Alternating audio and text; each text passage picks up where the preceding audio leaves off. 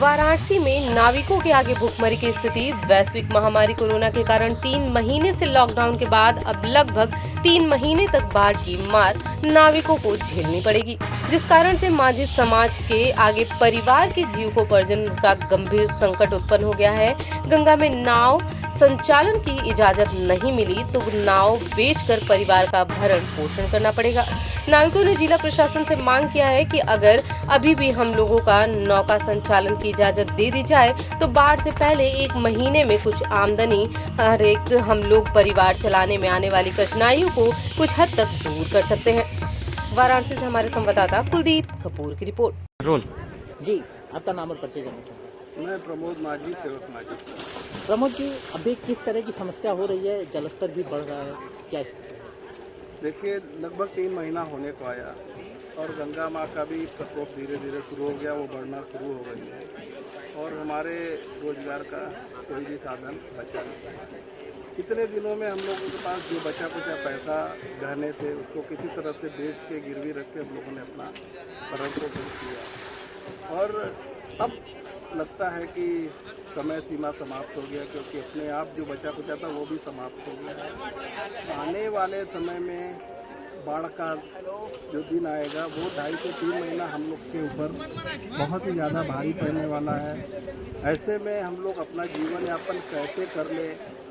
कुछ लोगों के पास तो नाव है, हो सकता है संभवतः उनको अपनी नाव भी बेचनी पड़ सकती है। जिनके पास नाव नहीं है, दूसरों के नाव पर मजदूरी करते हैं, उनको तो साधु भी बनना शायद पड़ सकता है, क्योंकि हमारे सामाजिक लोग हमेशा ही गांधी वाली तरीके से जीना सीखे हैं और कभी भी वो छीनना झपटना लड़ाई झगड़ा करना वो पसंद नहीं करेंगे।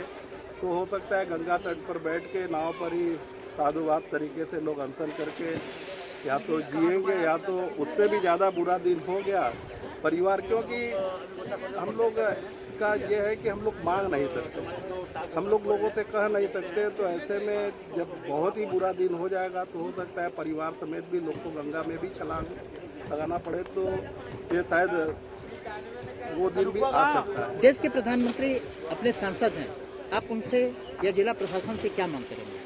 जी, देश के प्रधानमंत्री और जिला प्रशासन से अब जिला प्रशासन से हमने बार बार गुहार लगाई कि अब बहुत हो गया, हम लोग रोजी रोटी कमाने के लिए एकदम बाध्य हो गए और जल्द से जल्द ही अगर हमारी नाव का संचालन नहीं कराया गया तो हमारी स्थिति अति दयनीय हो जाएगी।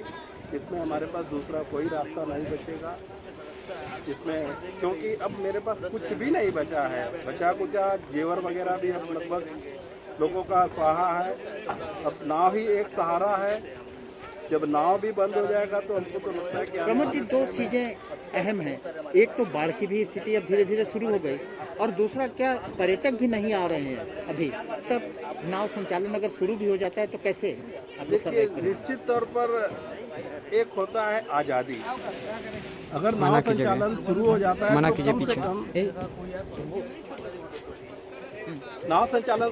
तो कम से कम हम आज़ादी से जी तो सकते हैं और आज़ादी में दूसरे टूरिस्ट नहीं, कम से कम बनारस के लोग ही तो कम से कम कुछ तो घूमना चाहेंगे। जहां हम 100 कमाते थे वहां 20 रुपया तो कम से कम कमाएंगे। घर में नहीं मलाई रोटी तो कम से कम नमक रोटी तो कमा लेंगे।